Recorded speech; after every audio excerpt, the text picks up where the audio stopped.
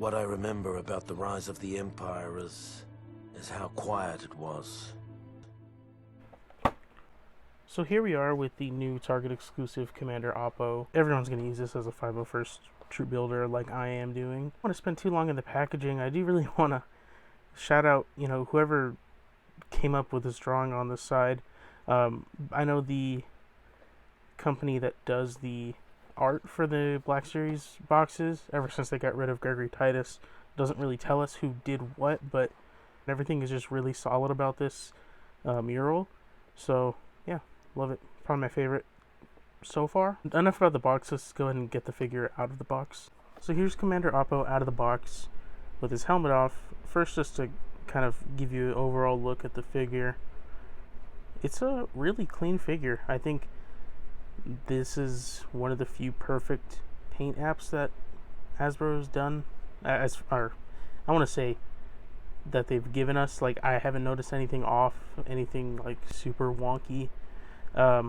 Only thing really is the visor, because I have quite a few of them. The visor sometimes that spills over, but not leaving the actual visor area. Just you can notice that there's a lot more black inside there. I haven't had any paint QC issues, so that right out of the box is amazing.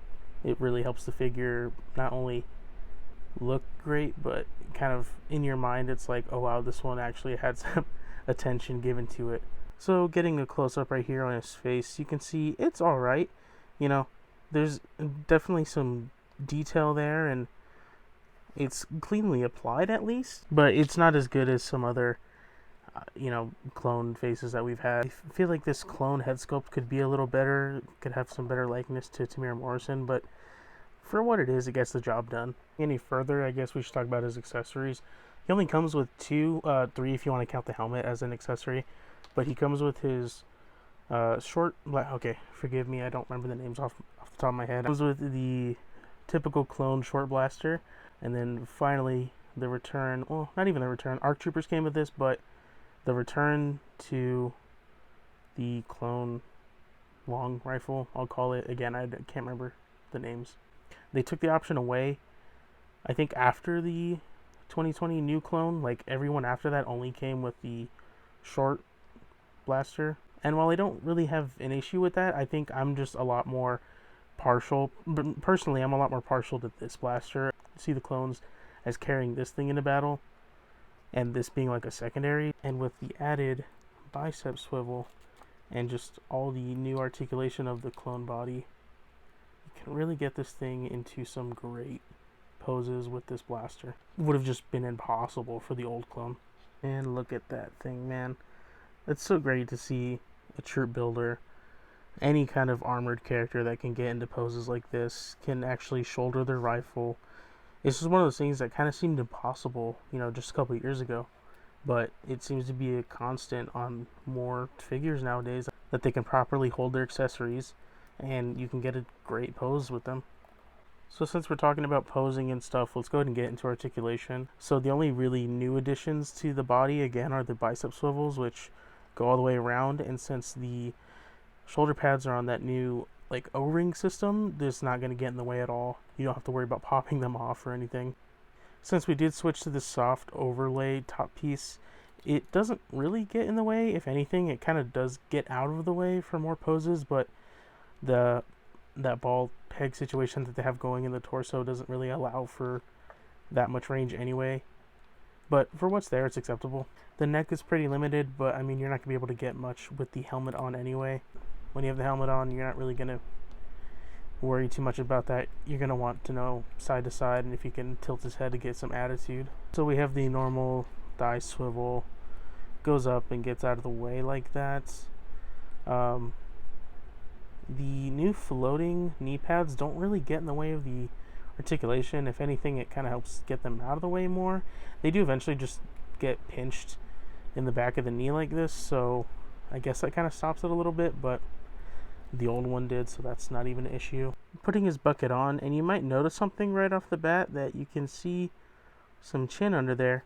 I thought this was going to be not fixable, and I thought this was going to be every single copy of this, but you can actually hide the chin completely.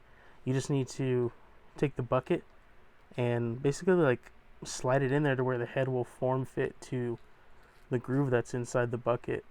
So just kind of keep pushing to like pinch it basically, and then pull it forward. You're kind of pulling on the helmet, you know, stretching it out a little bit, but it'll form fit the helmet perfectly, and then you can't see the chin at all once it's kind of fully seated in the helmet. I don't have it in hand, but I've seen some people complain about how the new shiny Phase 2 Trooper has the same chin issue. I have a feeling that the people who own that just aren't doing this trick of where you like make sure the head is fully seated into the helmet, hiding the chin, but hopefully that's the case, and hopefully we don't have a bunch of clones that just have an exposed chin going forward. But yeah, I mean, you can completely hide that thing, so we're good to go on that front. It's gonna do it today for this kind of quick look at the new Commander Appo Target exclusive figure. You know, it's a clone, it's a trooper at the end of the day. I think we know what's going on. I really kind of wanted to just highlight the new shoulder pad and elbow swivel, and as far as like the helmet thing, how that works and how you can kind of hide the chin. But for me at least, this is definitely top 3 Black Series figure releases of the year. Just looking back, you know, kind of thinking about what we've had, they really turned it around this year. The line is definitely healthy, it's moving forward. It's nice to see that kind of come to fruition in a figure like this, where they're listening to us with the knee pads, you know, the shoulder pads, stuff like that, and they're giving us even little extras that they didn't need to, like putting the long rifle back in the box, giving us a painted head sculpt underneath there. You know, I want to see more of this. This makes me hopeful for the future of the Black Series, but at the same time, we've had a lot of figures that are like, oh, this is a one and done thing. You know, they did great. They did really amazing on this one figure, but that was kind of like a once in a blue moon kind of thing. Hopefully this is the standard going forward, and this is, you know, this is a sign that they're going to start listening to us more and giving us what we want. Yes, that it's kind of a double-edged sword with this being an exclusive release, but at the same time, we are getting a shiny mainline release of this same clone body. But like I said, that's going to do it. Go ahead and like and subscribe. I have even more great figures. You know, some just showed up in the mail the other day, so got a lot to cover. I need to play some catch up here.